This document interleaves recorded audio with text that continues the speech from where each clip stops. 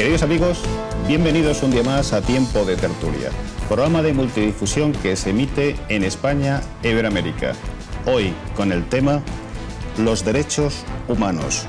Nos acompañan los siguientes invitados. Don Manuel Espinilla García, presidente de la ONG para el Desarrollo Entre Pueblos. Trabaja también en la configuración del Instituto de Cooperación para el Desarrollo en la Universidad de Valladolid y ha sido durante muchos años coordinador de ONGs. Bienvenido. Hola, buenos días. Don David Bondía García, doctor y profesor en Derecho Internacional Público en la Universidad de Barcelona y director del Instituto de Derechos Humanos de Cataluña. Es un placer tenerle con nosotros. Igualmente estar aquí. Don Rafael de Asís, catedrático de Filosofía del Derecho y director del Instituto de Derechos Humanos Bartolomé de las Casas. Asimismo, es autor, entre otros, del libro titulado Cuestiones de Derechos Humanos. Gracias por acompañarnos. Muchas gracias a ustedes. Don Jaume Saura Estapà, presidente del Instituto de Drets Humans de Cataluña, profesor de Derecho Internacional y ha sido observador internacional de la Unión Europea. Es un placer tenerle con nosotros. Muchas gracias. Don Manuel González López, director del Congreso Internacional de Derechos Humanos y profesor de Filosofía y Letras, asimismo periodista. Es un placer tenerle con nosotros. Muy bien, muchas gracias. Y por último, doña Silvina Ribota, doctora y profesora de Filosofía del Derecho en la Universidad Carlos III. Es un placer que pueda acompañarnos. Muchas gracias. La coordinadora de ONGs para el Desarrollo en España nos habla de cifras y datos alarmantes, injustificables. Por ejemplo, 247 millones de personas en África subsahariana sobrevivirán con menos de $1 al día y 97 millones de menores seguirán sin escolarizar en esta próxima década. Igualmente, la desigualdad avanza, se invierte en guerra en vez de en desarrollo. Hay una deuda asfixiante para los pueblos más oprimidos y los aranceles y comercios son absolutamente injustos en este mundo loco que nos ha tocado vivir. De todo ello vamos a hablar con nuestros invitados. Don Manuel, realmente el panorama no es muy halagüeño, ¿verdad? No, pero efectivamente es así. Es así y esos son solo algunas de las cifras absolutamente escandalosas de las que podríamos hablar. Yo creo que lo importante ante esa situación, ante esa tremenda desigualdad e injusticia que se da en estos momentos en todo el mundo, lo que cabe es ponernos a la tarea de enfrentar esa situación y utilizar las herramientas que puedan llevar a favorecer la incorporación de esos casi 3.000 millones de personas que ahora mismo están excluidos de cualquier tipo de capacidad en el mundo, con $1 o $2 de renta diaria. Y tenemos en estos momentos la capacidad tecnológica, la estructura internacional, los medios para solucionarlo. Lo que hay que hacer es ponerles al servicio de esas personas, de las mujeres, para que salgan de la situación de desigualdad en la que se encuentran, para que los niños y niñas puedan acceder a una educación universal, para que la deuda externa de los países más empobrecidos se condone, para facilitarles la tecnología que no se tiene, es decir, cambiar un montón de iniciativas, cambiar unas reglas internacionales que benefician sistemáticamente a los países más ricos y que con esa misma contundencia condenan cada día a millones de personas al hambre, a la marginación y a la pobreza. Don David, si conocemos el diagnóstico, ¿por qué no se erradican estos problemas? Evidentemente, porque no hay la voluntad estatal de erradicar estos problemas. Es decir, hay una separación mundo rico, mundo pobre, y las influencias estatales lo que hacen es acrecentar esta división. Entonces, lo que hay mayor implicación, no solo de los estados, sino también de la sociedad civil. La sociedad civil conoce estos problemas, los ve lejos. Lo que hay que hacer es tomar postura e implicarnos directamente todos en corregir este desequilibrio y en una lucha constante día a día por la garantía de los derechos humanos. Don Rafael, ¿y existe esa voluntad de nuestra sociedad por involucrarse en estas problemáticas y tomar cartas en el asunto para su posible solución? Yo creo que si la situación existe es porque tampoco hay una implicación social en la solución de estas cuestiones, ¿no? Yo creo que hay una buena parte, ¿no?, de la causa, ¿no?, de todo esto es porque falla de alguna manera las estructuras políticas, decía David, porque bueno, hay una ausencia de voluntad política, pero también es cierto que aunque existe un importantes movimientos sociales y existe una importante reflexión también en el ámbito académico, falta un mayor compromiso, digamos, social. También falta un conocimiento, ¿no?, de estas situaciones por parte de la sociedad, y en su caso también yo creo que lo que falta es un compromiso en cuanto a los valores, principios, ideas que están un poco detrás, ¿no?, de los derechos. Don Jaume, ¿y los medios de comunicación qué papel tienen en esta información o desinformación sobre los aspectos planteados? El papel importante de los medios de comunicación es la sensibilización en estos problemas. Y es cierto que pues, cuando aparece algún informe significado de la ONU en los términos que has señalado, pues los medios de comunicación se hacen eco de estos datos y eso tiene un impacto. Pero es cierto que la miseria diaria, la pobreza más absoluta que ocurre día a día en los países menos desarrollados, pues no es noticia. Y que el público incluso tiene una capacidad limitada de absorción de cierto tipo de noticias negativas, ¿no? Háblese de subdesarrollo, háblese de conflictos armados enquistados. Por tanto, hay una cierta responsabilidad de los medios de comunicación, quizás sí, de no dar a este tema el relieve que debería tener, pero también es muy humano, desde el mundo desarrollado rico, pues una vez tomada conciencia de la situación, pues un poco rechazar, bueno, ya he visto suficiente, ¿no?, cambio de canal porque no me gustan estas imágenes. Don Manuel, cuando se plantean poner en marcha un Congreso Internacional sobre Derechos Humanos, ¿a qué público piensan que debe ir destinada esta convocatoria? Bueno, yo creo que el público, una cuestión fue la que inicialmente se pensó y otra la que deberíamos haber pensado.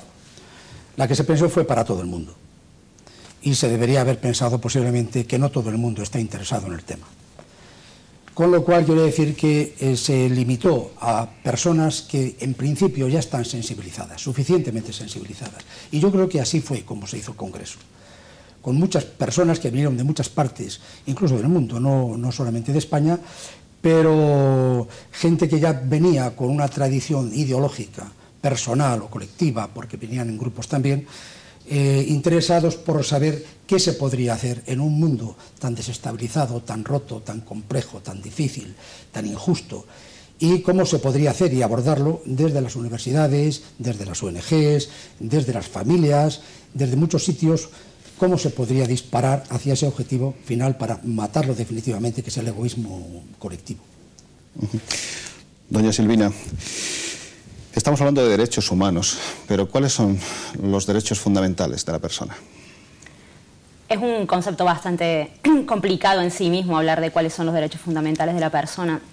Generalmente cuando se habla de derechos fundamentales de la persona se intenta ligar con el valor básico y fundamental que es la idea de dignidad humana. Aquello que rodea la idea de dignidad humana, los valores de libertad, de igualdad, de solidaridad. Y en virtud de ello se estipulan ciertos derechos. Y se defienden aquellos derechos que pueden ser más baratos en algunos contextos, más fáciles de manejar.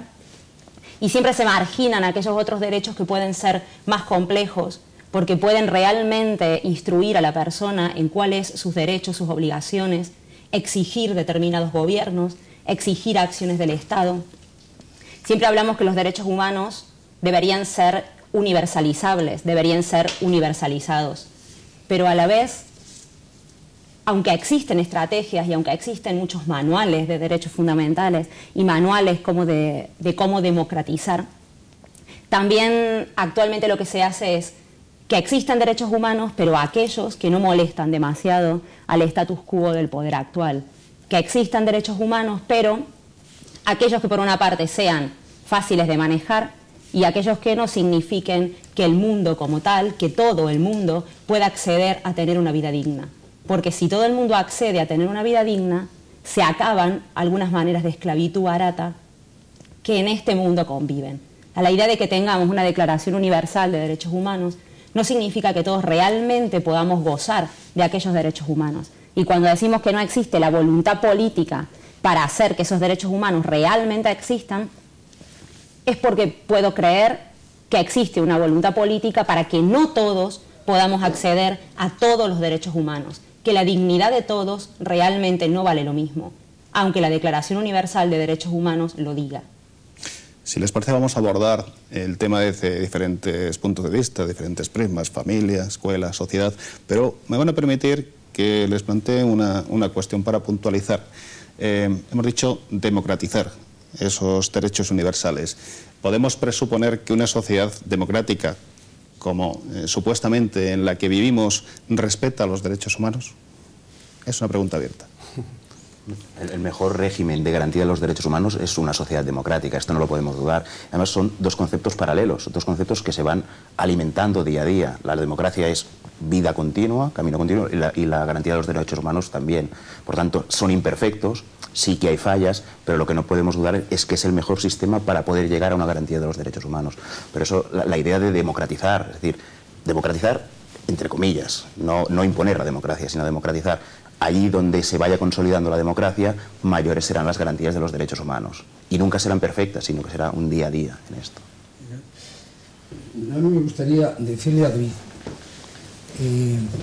que coincido plenamente con lo que manifiestas, pero me da un miedo tremendo el que nos enredemos en palabras. Es decir, que la palabra democracia sea una palabra tan desgastada que llega un momento en el que todo el mundo asume que somos demócratas, pero esa vieja distinción entre democracia formal y democracia real todavía existe de una forma, yo diría que alarmante. Es decir, nos casamos con cualquier tipo de democracia, mientras que, como decía Silvina, bueno, no me moleste en exceso. Si no, pues se recortarán las libertades donde sea haya que recortar para que no haya demasiados intentos de desestabilizar lo que es el status quo. A veces nos quedamos con el concepto de democracia como un régimen político. No, la democracia son dos cosas, un régimen político y un sistema de valores. Entonces, lo que tenemos que potenciar es el sistema de valores, los valores democráticos. Hasta que una sociedad no tenga unos valores democráticos, no puede celebrar unas elecciones, por ejemplo. Por lo tanto, una cosa es criticar al gobierno de un Estado por no ser democrático y otro ver si la población de ese Estado realmente es democrática o no y tiene unos valores democráticos, que dentro de estos valores está el respeto y la garantía de los derechos humanos. Y también que ejercer la democracia implica saber que uno tiene ciertas certezas. A la idea de que tengo cierta seguridad, por lo menos la mínima. Si no puedo comer, si no puedo vivir, todavía se siguen haciendo elecciones en el mundo donde a la persona se le entrega a cambio del voto un paquete de comida, un zapato, y si gana la elección puede ir a buscar el otro. O sea, esto no es nada extraño, esto sucede continuamente. O sea, la idea de la democracia implica que todos podemos elegir realmente. El tema primero es que todos podamos hacerlo, porque elegir también implica primero haber comido, estar nutrido, haber ido a la escuela, saber elegir, tener interés por lo público. Cuando lo público siempre es algo ajeno, que solo se me presenta para castigarme, para punirme, para marginarme. O sea, si no tengo interés por lo público, esa idea de el Estado me pertenece porque soy parte del Estado, porque al Estado le importa mi vida, entonces yo puedo participar en lo público. Si yo siempre he sido un paria del Estado, siempre he sido alguien marginado, excluido, lo que pasa en lo público tampoco me interesa. O sea, que tiene que tiene que existir un ir y venir, y también tenemos que aprender a aceptar las decisiones democráticas, que eso nos cuesta demasiado. O sea, cuando un pueblo elige democráticamente, puede que al resto del mundo no nos termine de gustar la elección democrática, pero si somos democráticos, también tenemos que aceptar las reglas del juego. Esa idea de que todo el mundo tiene el gobierno que se merece, o bueno, es que como son pobres eligen a cualquiera. O sea, esa idea realmente es una idea que atenta contra la misma idea de democracia. O sea, los países pobres, como los países ricos, también pueden elegir democráticamente, pueden optar libremente, pero primero tienen que ser libres de elegir, tener las posibilidades de hacerlo, y se les tiene que realmente garantizar que una vez que elijan, esa decisión va a ser garantizada, va a ser respetada por el resto del mundo. Bien, vamos a concretar algo más. Podremos afirmar que los estados europeos, occidentales, incluso el Estado español, es respetuoso con respecto a los derechos humanos, es decir, se respetan esos derechos fundamentales de la persona, esos derechos universales. Vamos a concretar.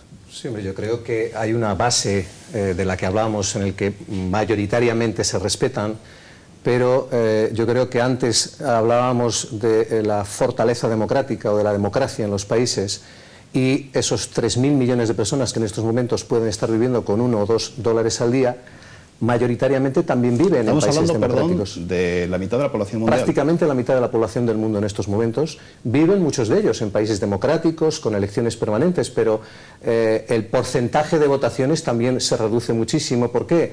Porque si yo tengo que dedicarme cada día a andar 2 o 3 horas para buscar el agua que necesito yo y mi familia, o para andar 3 horas para ir a la escuela más cerca, la democracia es un concepto excesivamente lejano para mí. Yo creo que la democracia tiene que estar también vinculada a las causas que generan la pobreza y la desigualdad. Y los gobiernos tienen una tremenda importancia en canalizar. Antes se hablaba de los medios de comunicación, en colaboración con los medios de comunicación, de ir a las causas de la pobreza, de ir a las causas de la desigualdad. ¿Quiénes son los responsables? ¿Quiénes se benefician? Porque si estamos hablando de que un reducido número de personas en el mundo, hablan de 200, 500 personas, tienen tanto poder económico como la mitad de África, hay algo que está fallando dentro de esa estructura democrática que hablamos y que parece que lo defiende todo, ¿no? ¿Cuáles son las causas que hacen que de pronto un país campesino pase una hambruna? ¿Qué dificultades son las que un país gaste el 40 o el 50% de su Producto Interior Bruto en pagar la deuda externa? Hablamos de democracia, pero esa otra realidad, esas causas que generan toda esa desigualdad y esa pobreza, parece como que las obviamos. Lo ponemos todo con un manto de democracia, cada 4 años podemos ir a votar o se puede ir a votar en esos países o en los nuestros, y el resto lo dejamos al albor de lo que vaya sucediendo en la economía internacional. No, hay que ir a esas causas, a los responsables de esas causas, a enjuiciar a quienes tienen las responsabilidades de esas circunstancias y a poner los caminos para mejorar esas circunstancias. No podemos hablar solo de democracia. Democracia es una palabra muy bonita, pero que cuando está la realidad cotidiana de esos millones de personas, la palabra se nos cae y da al suelo. Don Rafael. Sí, bueno, yo creo que a la pregunta que nos lanzaba, pues yo creo que también debemos ser conscientes de que cuando nos referimos a los derechos humanos podemos manejar, digamos, dos tipos de proyecciones diferentes, ¿no? Una sería una proyección, parecía de la pregunta un poco, bueno, la situación de los derechos humanos en un contexto como el español o en un contexto como el europeo, ¿no? Hay un tipo de análisis de investigación, digamos, o de reflexión sobre los derechos humanos que se proyecta un poco en el interior de los estados, ¿no? Y uno podría hacer una valoración, bueno, ¿cuál es la situación de los derechos humanos en España, ¿no? O ¿cuál es la situación de los derechos humanos en Europa, ¿no? Y yo creo que en esos contextos, y si nos centramos un poco hacia la ciudadanía, ¿no?, de esos estados, pues el nivel de satisfacción de los derechos, que obviamente nunca va a ser un nivel de satisfacción total, porque yo creo que eso es prácticamente es imposible, porque la situación normal de los derechos es una situación de conflicto frente a muchas cosas, ¿no? Pero un nivel, digamos, de satisfacción total de los derechos es prácticamente imposible, pero en estos ámbitos estatales podríamos decir, bueno, pues hay una satisfacción generalizada donde obviamente con problemas, ¿no?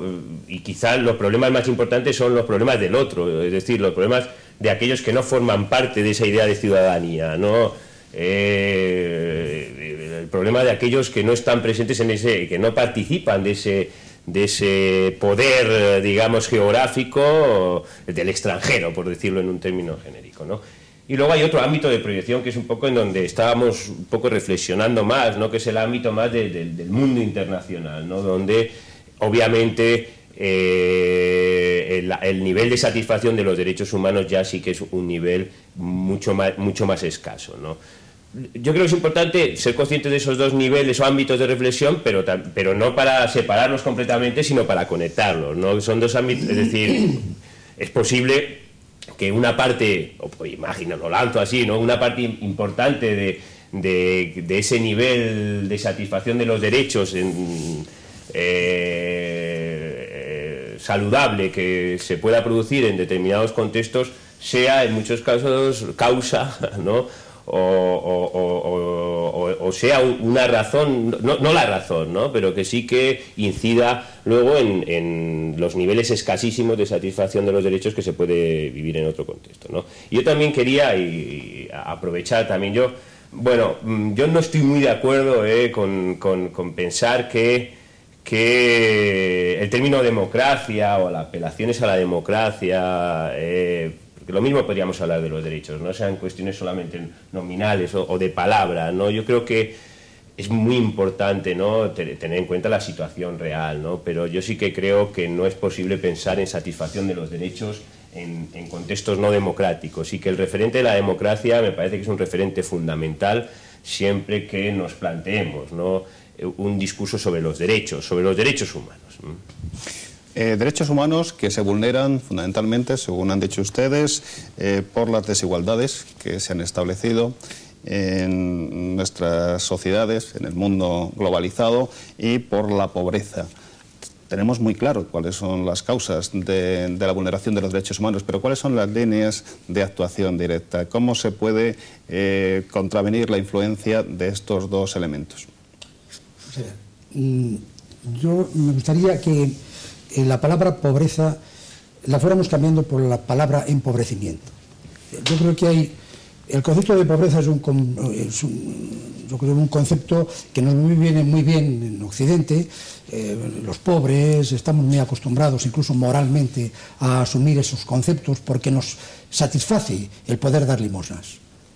Sin embargo, el concepto de empobrecimiento me atañe de una forma personal, porque alguien ha empobrecido a ese que está pobre actualmente. Entonces, a lo mejor ya me toca. Y si rascamos un poco más, yo creo que llegamos a la conclusión de que los pobres del mundo es que están empobrecidos por alguien que ha tenido interés en empobrecerles. Y ese es el primer mundo. Y eso somos nosotros, los que estamos aquí concretamente, y otros muchos más, desde el señor Bush hasta la Unión Europea o los que sean. Es decir, las grandes empresas, los grandes colectivos, los grandes intereses económicos fundamentalmente. A mí hay un tema que me produce escándalo, y es el tema de que una sociedad como la nuestra, asentada en democracia desde hace montones de siglos, inventora de la democracia, en la que seguro, como se ha dicho, y con mayor acierto que el que yo pueda tener, la democracia como base para los derechos humanos. Pero, sin embargo, nosotros hoy estamos utilizando el concepto de derecho humano. Yo tengo derecho humano, qué sé yo, a derechos sumamente refinados. Tengo derecho a ir a la ópera, tengo derecho a comprar libros, tengo derecho a oír música de Bach y a que nadie me interrumpa cuando la estoy oyendo. Tengo derechos, son derechos humanos a la cultura, a la educación, a asistir a universidades, a asistir a donde yo quiera asistir, a viajar. Son derechos. Sin embargo, son derechos refinados. Tengo yo derecho a esos derechos, mientras hay otros que no tienen los derechos básicos, como el comer, como la alimentación, como la asistencia, diríamos, médica o lo que sea. Tengo yo derecho a esos derechos de verdad en Occidente y a explotar esos derechos, mientras tanto otros, que están en gran parte causados por mí mismo, por Occidente mismo, no comen. Para mí es una pregunta tremenda. Es decir, y creo que convendría que Europa reflexionase sobre ese tema permanentemente, no digo Estados Unidos, a nivel de gobierno, más que como pueblo, pero sí todo el Cono Sur y toda África, y los países orientales, etcétera. Yo creo que deberíamos tener muy en cuenta que a lo mejor tendríamos que recortar parte de nuestros derechos y devolvérselos a aquellos a quienes hemos empobrecido. Bueno. Hay algo que a mí, o sea, ligado con lo que veníamos, con lo que estamos escuchando, a mí me parece que yo siempre que pienso en pobreza, pienso que no se puede hablar de pobreza si no se habla primero de desigualdad económica. O sea, lo que estamos viviendo es un contexto de desigualdad económica brutal. Estamos hablando de que hay personas en el mundo, como por ejemplo los japoneses, que pueden aspirar a vivir 82 años. Y que hay otras personas en el mundo, como en Suazilandia, en Nigeria, en Níger, que aspiran a vivir 32. Estamos hablando de 50 años de esperanza de vida de diferencia. Estamos hablando de que cada hora mueren más de 1.200 niños por causas relacionadas con la pobreza. o que existe la misma cantidad de obesos por comida occidental que personas desnutridas. Desnutridas grado 2 o grado 3, que son personas que van a tener luego problemas en su capacidad, o sea, no van a poder aprender, desarrollarse, elegir, porque van a tener alteradas sus funciones vitales a causa del hambre. Yo creo que es esencial entender que estamos en un momento quizás de abundancia sin precedentes, de desarrollo tecnológico sin precedentes, pero que solo le es funcional a una parte del mundo. Y creo que eso tiene que ver porque las democracias, o cómo afianzamos ciertas democracias, las afianzamos para adentro, afianzamos Europa. Y Europa está bien, y democráticamente está muy sólida, o por lo menos en términos generales, mundiales, podemos decir que está muy sólida. Ahora, ¿cuál es la responsabilidad, por ejemplo, de las empresas privadas españolas, italianas, francesas, alemanas, inglesas, fuera de Europa? ¿Cómo tratamos el tema de la ayuda al desarrollo? La ayuda al desarrollo no sirve para nada si luego desarrollamos a los países pero no le compramos ninguno de sus productos. ¿Por qué tenemos nosotros en Europa políticas intervencionistas pero no permitimos al resto del mundo que tenga políticas intervencionistas? Es que estamos no solamente dando con una mano y quitando con la otra, es que estamos siendo absolutamente tontos. Estamos desperdiciando. O sea, esto no es eficiente. O sea, que exista tanta cantidad de pobres no es eficiente. No es eficiente que unos se mueran mientras otros viven en la opulencia. Aunque pueda ser eficiente para algunos en términos económicos, no es eficiente en términos mundiales, en términos totales. O sea, estamos acabando no solo con la ecología, estamos acabando también con el sector humano como tal. Y si tenemos grandes sectores de pobres, después tenemos problemas, como el Banco Mundial ha dicho muchas veces. Aunque no lo hagamos por los pobres, no les pido filantropía, les pido que intentemos proteger porque esto se nos viene para Europa. Es que a la persona que está muriéndose de hambre o que sus expectativas de vida son cero, cuando existe un mundo del otro lado lleno de abundancia y de derechos, ¿cómo la idea de cuáles son los derechos primeros? Creo que no es necesario decir a qué tengo derecho primero, pero si no puedo vivir, no puedo ejercer ningún otro derecho. Y creo que actualmente hay gente que no puede vivir. Ese debería ser el primer derecho humano básico y aunque lo digamos teóricamente debería ser realmente. Y creo que en el mundo existen posibilidades para que todos podamos vivir de una manera digna. Lo que es digno también es relativo. Si es digno vivir como un europeo medio o como un norteamericano medio, quizás no todos podamos tener ese estándar de vida. Eso significa que quizás hay cosas a las que en el primer mundo tenemos que renunciar. Don Jaume. Sí, yo creo que estamos un poco desviando el objeto del debate, ¿no? Porque se está hablando más de cooperación al desarrollo, de subdesarrollo, de desigualdad estructural, que no de derechos humanos. La conexión es evidente y se ha mencionado y está ahí. Por tanto, el primer derecho humano efectivamente es el derecho a la vida y la prohibición de que el Estado interfiera arbitrariamente en nuestro derecho y que se den condiciones de vida digna, ¿no? El derecho a un nivel de vida digno. Por tanto, es evidente que hay una relación estructural entre las desigualdades flagrantes entre riqueza y pobreza del primer mundo y el tercer mundo y la satisfacción de los derechos humanos en el primer mundo y en el tercer mundo. O sea, eso es así. Yo creo que ya lo hemos afirmado y podemos dar un paso más allá. Porque hay países de renta media donde el grado de satisfacción de los derechos humanos de las personas, una vez superado el umbral de que pueden vivir, pues es bastante satisfactorio. Y en otros, con mismas condiciones, es muy deficiente. Hay países de renta alta, en Europa y en Estados Unidos, pues que quizás tienen un récord de derechos humanos no tan satisfactorio como el que deberían tener para el grado de riqueza que tienen. En Estados Unidos, pues con el tema de la ley antiterrorista, pues está empezando a erosionar libertades. Ya no hablemos de los derechos sociales en Estados Unidos, no hay seguridad social en Estados Unidos. Por tanto, y ahora están empezando a meterse en lo que para ellos era el Sancta Sanctorum, que son los derechos civiles y políticos, los derechos más de la personalidad ¿no?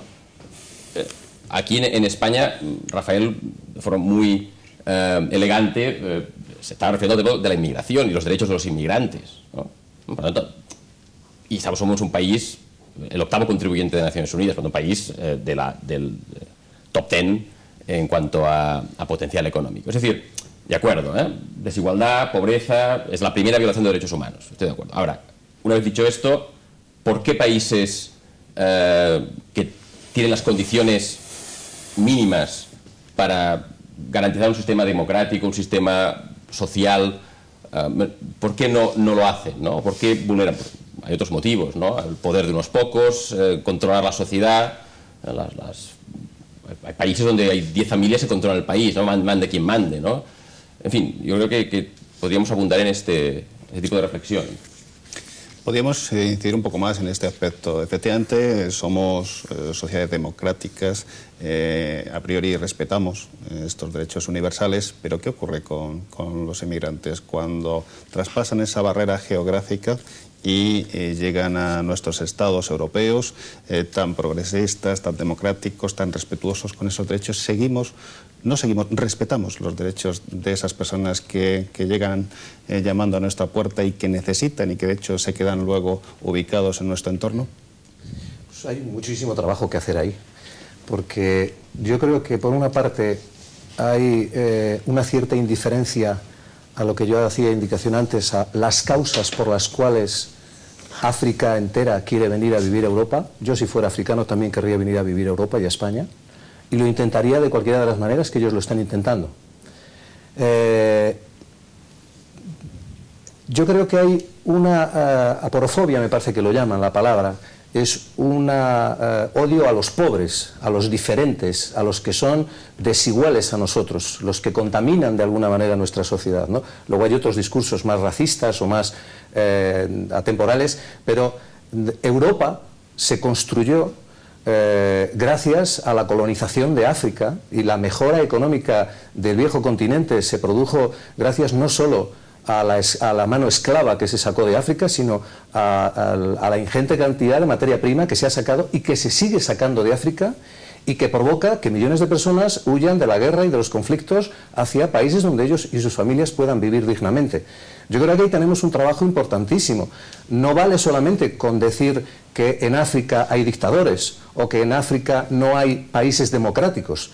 Aún en países democráticos o con formalidades democráticas, la realidad de las materias primas, por ejemplo, que se intentan exportar por parte de países o de empresas europeas o norteamericanas, hace o obliga o provoca mayor desigualdad y impide ese aumento de la práctica de los derechos humanos. Es decir, si el coltan, que es un mineral que se da en África y que funciona, es imprescindible para nuestros móviles, para que funcionen, está provocando guerras y conflictos en África, nosotros tendríamos que valorar si cada vez que llamamos estamos contribuyendo o no a la violación de los derechos humanos en África. Ahí hay un debate importantísimo. África sigue siendo hoy la plataforma de exportación de mano esclava para el mundo.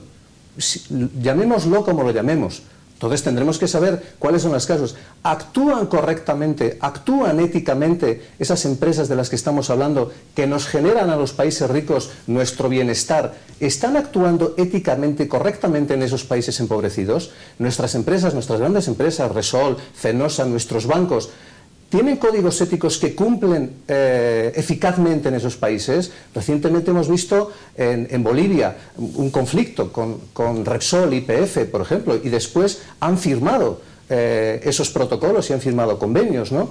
Bueno, pues yo creo que a los pueblos hay que darles la posibilidad de controlar sus materias primas, que esas materias primas redunden en su beneficio económico y que esos beneficios económicos redunden en una mejor educación, una mejor salud, una mejor vivienda, y en eso nosotros también tendremos que implicarnos, con mejor o peor ayuda de cooperación para el desarrollo, con controles éticos sobre nuestras empresas, con controles sobre nuestros gobiernos, y ahí hay mucha materia sobre la cual podemos discutir si queréis. Don Rafael. Sí, bueno, yo no voy a ser nada novedoso en esto que voy a decir, no, pero yo creo que cuando nos planteamos la cuestión de la inmigración, bueno, yo creo que hay un tema ahí fundamental que quizá en otro momento lo podamos abordar, que es el tema de la educación, ¿no? De una educación en derechos humanos, una educación en valores. Yo creo que eso es un tema fundamental, ¿no?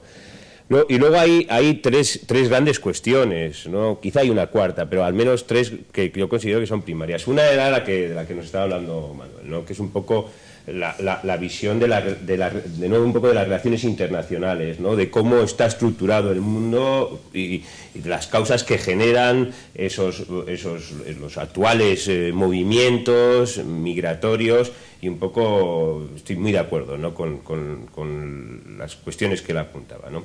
Luego hay otras dos reflexiones que yo creo que son importantes y que debemos abordarlas, ¿no? Y una de ellas, llamémosla así, es la cuestión de, podríamos denominarla, ¿no?, de la recepción, ¿no? La cuestión de la recepción es otra cosa que nos planteemos si existe un derecho, ¿no?, de los ciudadanos de un Estado, de un país, a establecer límites en la entrada en su territorio. No estoy hablando solamente en términos jurídicos, sino también en términos de justificación moral, qué razones pueden existir. Si existen, por tanto, límites para esa entrada, límites éticos, límites sobre los que podamos hablar. Y luego está la otra cuestión muy importante, que es, bueno, una vez que ya hemos discutido esto, una vez que hemos discutido en serio, ¿no?, si es posible hablar de una desaparición total de fronteras o si no, ¿no?, es la cuestión de, bueno, cómo tratar luego ya al extranjero, ¿no?, que es la cuestión de la integración, ¿no? Yo creo que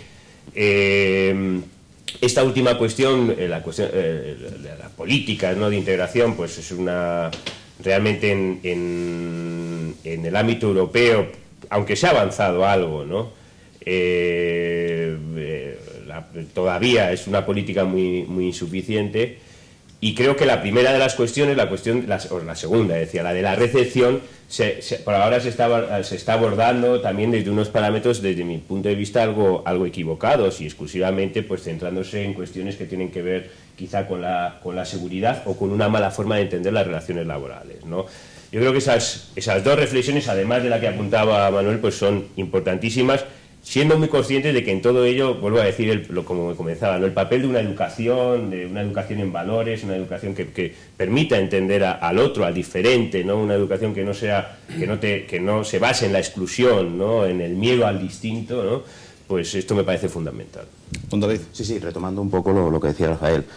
Nos tenemos que plantear qué pasa cuando el inmigrante ya está en el territorio español. Y aquí lo que tenemos que ser claros, que se producen graves violaciones de los derechos humanos de los migrantes, porque tienen derechos, tienen los mismos derechos que nosotros. Entonces, las causas por las que han venido, ya las hemos planteado y estoy totalmente de acuerdo.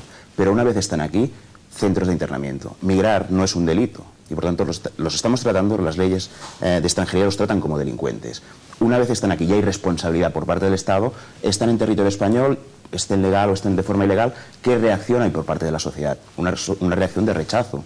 También lo que tú decías, Rafa, integrarlos. Yo creo que es peligrosa la palabra integración. Es peligrosa porque implica que se adaptan a nuestra cultura renunciando a sus valores y a sus culturas.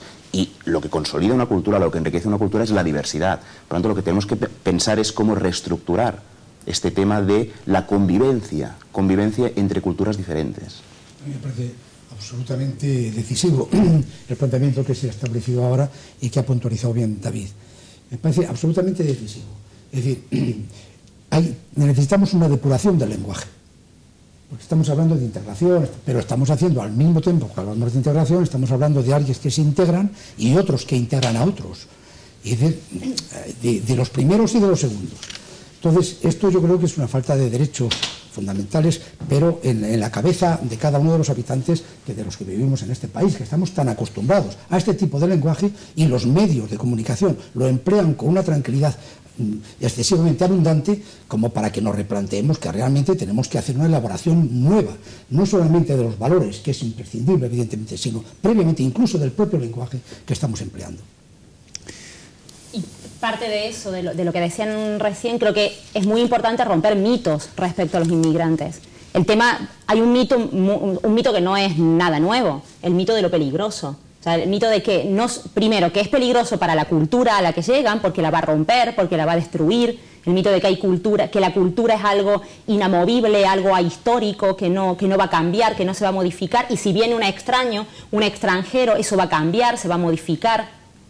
Eso era un peligro, y es un peligro que yo creo que todavía está en el imaginario europeo por lo menos, y también en el imaginario de Estados Unidos. La idea de, ojo, este extraño puede cambiar nuestra forma de vida, puede cambiar aquello que es lo español, lo francés, lo alemán. También está la idea de son peligrosos porque van a delinquir.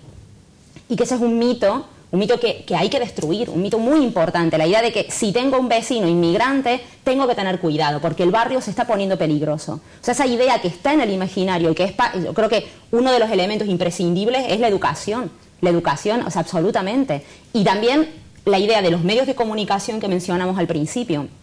es muy importante. O sea, la estigmatización que muchas veces se realiza a través de políticos, a través de medios de comunicación, a través de docentes, en todos los niveles. O sea, volver a la idea de la socialización en todos los niveles. Es muy importante que esta educación en valores sea una educación en valores democráticos, de ciudadanía, de igualdad, en todos los niveles en los que estamos. Y otro de los mitos importantes es, vienen a robarnos los trabajos. Un mito que absolutamente está destruido, pero destruido por todos los indicadores que podemos ver, y vienen a empobrecernos. O sea, ha elevado, la cantidad de inmigrantes que hay en España ha elevado el nivel de renta. 1 de cada 4 pisos que se compran en España lo compran los inmigrantes. O sea, la idea de no nos salen más caro, no vienen a robarnos trabajo, elevan nuestra calidad de vida, pagan impuestos, o sea, permiten también que la cantidad envejecida de población europea también se rejuvenezca de alguna manera. O sea, la idea de no hay que tenerle miedo pasa, o sea, una idea básica para mí es romper estos mitos que no son ciertos. Y la idea de la educación básica, una educación en valores, democrática, en todos los niveles. Otra cuestión que querría plantearles. Supuestamente los responsables políticos de nuestras sociedades son respetuosos con estos derechos humanos, con estos derechos universales, y así lo intentan manifestar a través de sus programas de gobierno y de ciertas estrategias políticas concretas. No obstante, luego nos sorprenden muy a menudo recibiendo a otros responsables de países en los que no se respetan estas libertades y se les trata en un contexto de igualdad. Es decir, se olvida por un momento que se están produciendo esas injusticias, esa vulneración de los derechos civiles en los países de referencia. ¿Por qué? ¿Por qué esa hipocresía? ¿Realmente creen ustedes que es algo que no se puede superar? Es decir, ¿es un lastre que vamos a seguir arrastrando siempre? ¿O quizás tendríamos que exigir a nuestros responsables políticos que sean consecuentes también con sus planteamientos programáticos? ¿Me permites? No, yo creo que hay dos cosas. Una primera, las materias primas.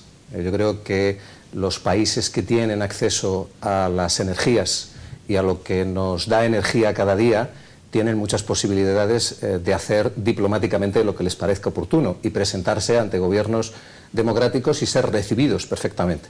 Entonces, las materias primas nos lleva al consumo energético y nos lleva a la sociedad del despilfarro en la que vivimos y la que provoca permanentemente ese proceso de desigualdad en el que vivimos.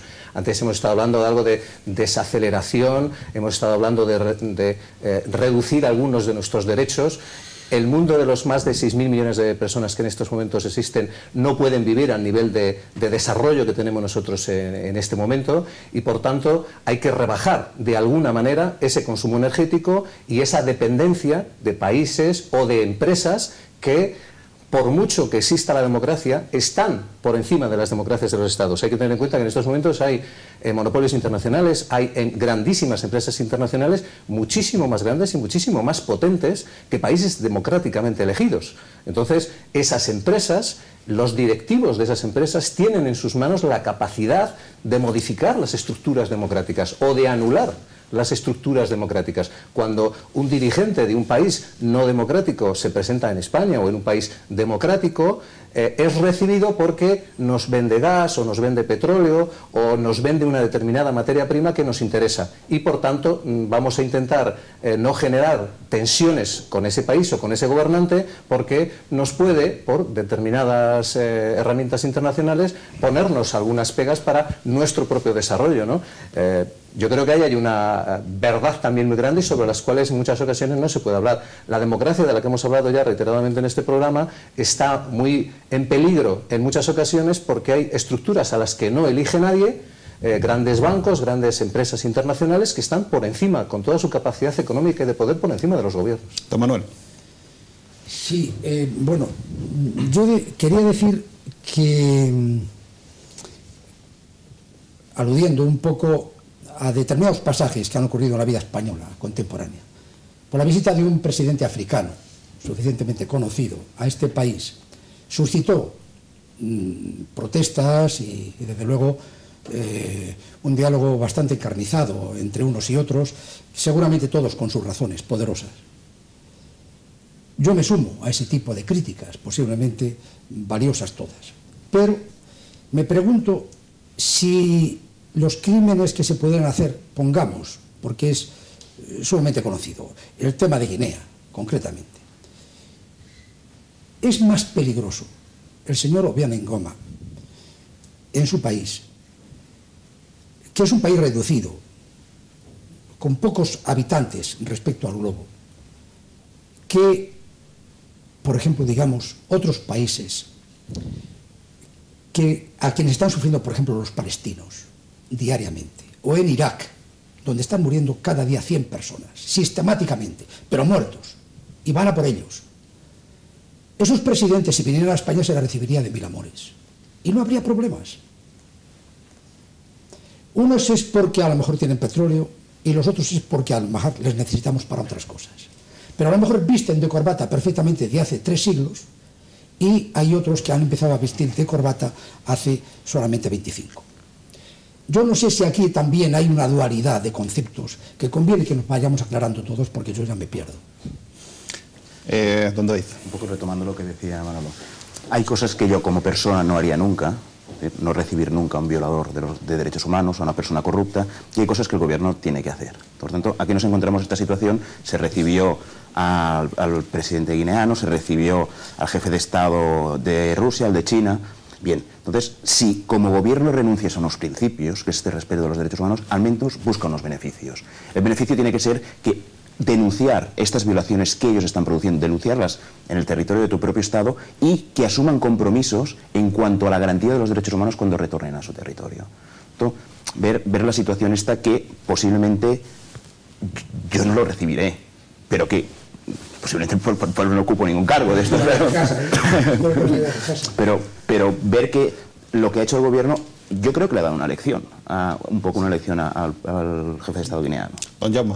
Sí, yo iba a incidir lo que ha señalado David, es decir, las relaciones internacionales, las relaciones exteriores, la política exterior de un país es algo muy complicado y es un encaje de bolillos, y hay que tener en cuenta muchos intereses, y efectivamente, sin defender en absoluto una posición realista en términos doctrinales, es decir, de descarnada amoralidad, las relaciones entre Estados nada tienen que ver con la ética o la moralidad, este tipo de cosas por descontado que no las defiendo, pero sí entiendo que lo que una persona particular no haría puede tener que hacerlo porque las circunstancias obligan a un dirigente político.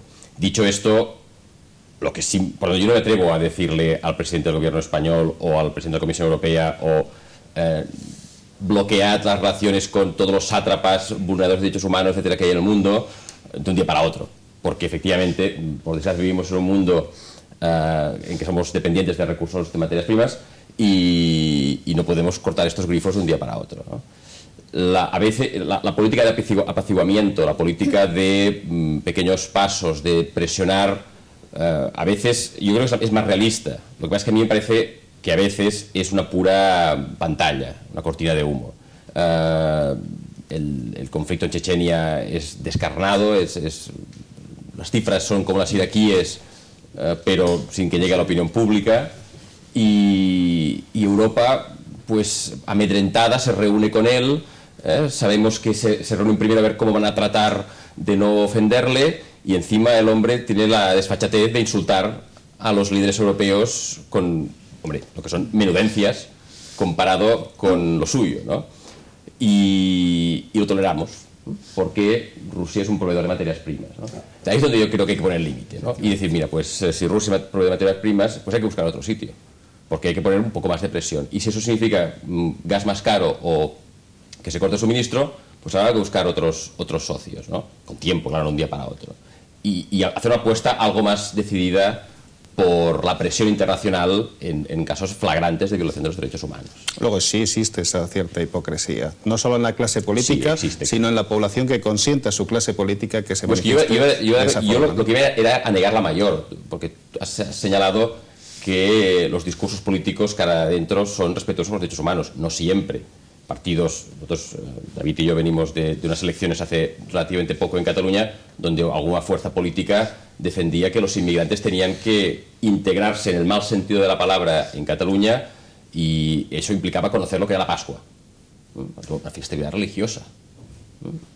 Yo bien tampoco sé dónde cae la Pascua, porque hay dos, la Pascua Granada, la Pascua Florida, yo tampoco me claro, ¿no? Es decir, yo todo lo que sea no exigir exactamente lo mismo en términos de derechos y obligaciones a las personas, con independencia de su pasaporte, me parece fascistoide, ¿no? Y esto es un partido que bueno, ha tenido muy buena representación en el Parlamento catalán. Es decir, que no es tan claro que... Es decir, los derechos de los españoles o de los catalanes, por descontado, que sí, que se defienden y que nadie los pone en duda, ¿no? Pero la premisa tambalea, y por descontado, luego la hipocresía hacia afuera es mucho mayor. Doña Silvina.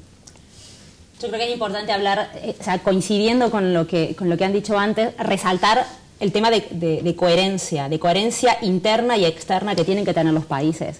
No se puede tener un doble rasero con un dictador si tiene petróleo o no tiene petróleo. No se puede tener un doble rasero con un gobierno que, aunque consideremos democrático, no tiene la norma básica que consideramos para las democracias en los estados modernos, que es la separación entre iglesia y Estado. O sea, si no tenemos una idea de un Estado laico, pero me refiero que ese doble rasero lo apliquemos a todos los estados y que seamos coherentes con todos los estados y que seamos coherentes con nuestras políticas internas y con nuestras políticas externas, y que si alguien comete un delito se le pueda condenar, y que la condena a homicidios, a asesinatos que se le realizan a personas inocentes se realicen. ¿Cómo podemos tener miedo en el mundo occidental en el que estamos de condenar que un país mate a niños? Por más democrático que crea que es este país y por más amigos poderosos que creamos que tenga un determinado país. O sea, estamos hablando de que vamos a pensar si vamos a condenar y vamos a elegir las palabras claras para no herir susceptibilidades cuando estamos hablando de niños despedazados. Creo que, o sea, nos tomamos en serio algunas sutilezas del lenguaje cuando convienen y en otras las obviamos por completo. Y los países que nos consideramos democráticos no solamente tenemos que dar lecciones de derechos, sino también tenemos que aplicarlas de manera interna y de manera externa en todas nuestras políticas y con coherencia. Sí. Pero estoy de acuerdo con ella. Hay que perder el miedo a decir las cosas por su nombre, hay que perder el miedo a denunciar violaciones de los derechos humanos y hay que perder el miedo a hablar directamente con quien más sabe de derechos humanos, que son las víctimas. ¿Qué es esto de hablar con los dirigentes políticos o presionar a los dirigentes políticos? El tema, por ejemplo, que antes se planteaba de Palestina. Bien, que se impliquen los estados europeos, los dirigentes europeos, a hablar con las víctimas que están sufriendo las violaciones. Y es realmente esto, los derechos humanos, porque quien más saben de esto es la mujer negra africana que se está muriendo de hambre o el palestino que le están atentando, le están bombardeando las casas. Por lo tanto, hay que actuar y buscar claramente, no al dirigente político, sino a aquel que está sufriendo. Don Manuel.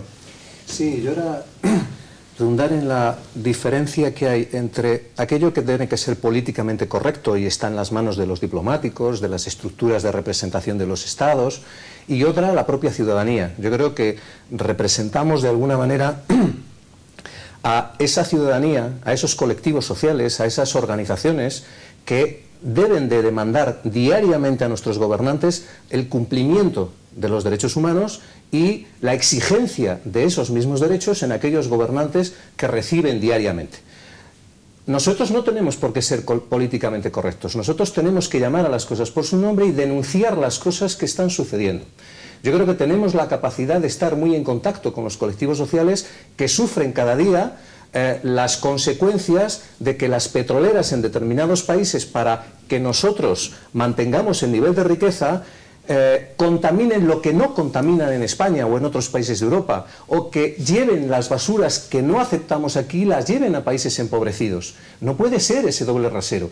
Las ONGs, las organizaciones de cooperación para el desarrollo, los institutos de derechos humanos, los institutos y todos aquellos centros de enseñanza que se dediquen a esos valores que tenemos que cambiar en la ciudadanía y en los medios de comunicación, tienen que llamar a las cosas por su nombre. Y las cosas por su nombre son que cuando nosotros tenemos un desarrollo económico es a base de que hay otros pueblos que sufren ese proceso para que nosotros, digo el caso del petróleo con la contaminación, o digo del gas, o digo lo que sea, nosotros tenemos la obligación diaria y cotidiana de llamar a las cosas por su nombre y de denunciar todas aquellas cuestiones. Si hay que decir que el gobierno sionista de Israel está provocando un genocidio entre la población palestina, hay que llamarlo así, independientemente de que haya acciones terroristas contra el pueblo judío, absolutamente minoritarias en relación a lo que luego significa la masacre diaria que vive el pueblo palestino. Y nosotros, la sociedad civil, las organizaciones, los institutos, las universidades, tenemos que llamar a las cosas por su nombre. Don Rafael. Sí, bueno, yo poca cosa que añadir, ¿no? Yo sí que creo que obviamente, digamos un poco las personas que estamos aquí hoy, pues no estamos desempeñando ningún cargo político y es más, lo que hacemos es representar pues bien a movimientos asociativos o bien al mundo de la universidad, la reflexión, etcétera, y qué duda cabe que todo esto, nuestra tarea es más bien una tarea crítica, ¿no? Siendo conscientes de que, yo creo que esto también es importante, que el mundo de los derechos humanos es un mundo en donde tiene una parte política esencial, ¿no? Y que cada uno, por eso también debemos realizar nuestras labores siendo conscientes de eso, ¿no? Cuando digo que es un mundo que tiene una parte política, es que muchas de las cuestiones que hemos estado viendo o tratando aquí, debemos ser conscientes de que una de las vías de su resolución es a través de un diálogo político, ¿no? Y ese diálogo político no puede ser un diálogo político, o creo que sería un poco inocente pensar que pueda ser un diálogo político que no suponga en algunos momentos ciertas renuncias. Y ciertas renuncias, claro, que no sean esenciales, ¿no? Pero está claro que en un diálogo no solo una parte puede ganar, ¿no? Y eso pues implica el tenerte que sentarte quizá al lado de personas que no te apetecería nunca tenerlas en la mesa de tu casa, ¿no?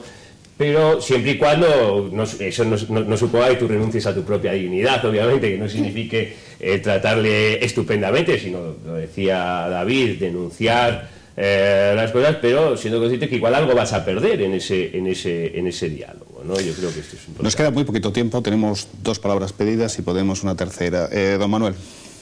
Sí, yo creo que, si me permites, voy a hacer un pequeño giro. Es que tenemos muy poquito tiempo. Simplemente, estamos hablando de derechos humanos y creo que hemos enfocado, por falta de tiempo, sin duda, hacia un aspecto de los derechos humanos.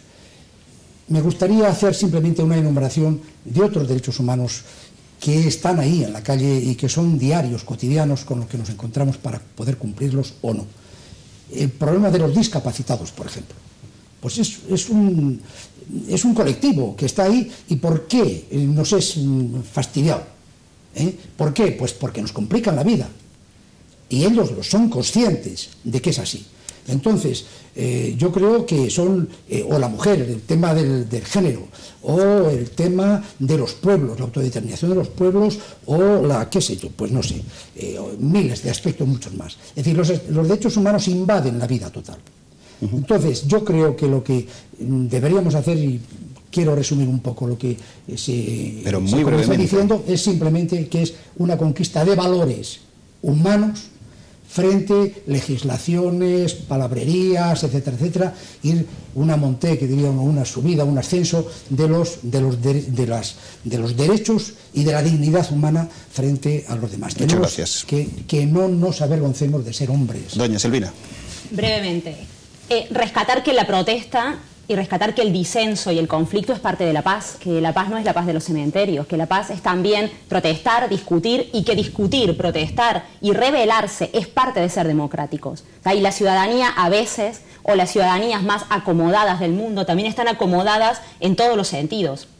Parece que rebelarse, que molestarse por algo, que sentir que algo está mal y expresarlo públicamente va a ser tachado de soy antidemocrático. O sea, esa idea a mí me parece que es importante también atacar. Es otro de los mitos que me preocupa. O sea, puedo protestar, puedo discutir, puedo alzar mi voz y sigo siendo democrático. No nos podemos acostumbrar a Guantánamo, no nos podemos acostumbrar a la cantidad de violaciones continuas que hay y seguir cenando, comiendo, como si en nuestra vida no pasara nada hasta que la bomba cae en nuestra casa. También, o sea, la idea y parte por lo de educación, o sea, necesitamos un ciudadano, el ciudadano del mundo, este ciudadano que realmente es democrático y que ha vivido los derechos humanos, tiene que ser un ciudadano activo, un ciudadano que se preocupe por su vida, pero también por la de los otros, y que proteste, que se manifieste. No le tengamos miedo al conflicto, le tengamos miedo a la guerra, pero no le tengamos miedo al conflicto, al disenso. El disenso es parte necesaria de los consensos. Bien, la forma reflexiva y apasionada con la que han hablado todos ustedes nos hace tomar conciencia de, bueno, pues, de cuántos aspectos relacionados con el tema de los derechos humanos podríamos seguir debatiendo, pero que por falta de tiempo, desgraciadamente, no vamos a poder hacer en este programa. Es una cuestión importante, es un tema abierto, seguro que nos convocará en un futuro próximo, pero hoy hemos llegado al final del tiempo asignado para el programa que nos ha reunido. Nos han acompañado, queridos amigos, los siguientes invitados en el programa de hoy. Don Manuel Espinilla García. Don David Bondía García. Don Rafael de Asís. Don Jaume Saura Estapá. Don Manuel González López y doña Silvina Ribota. Háganos llegar sus ideas y sugerencias para este u otros posibles temas de debate. Ya saben que para nosotros son importantes. Gracias y hasta siempre.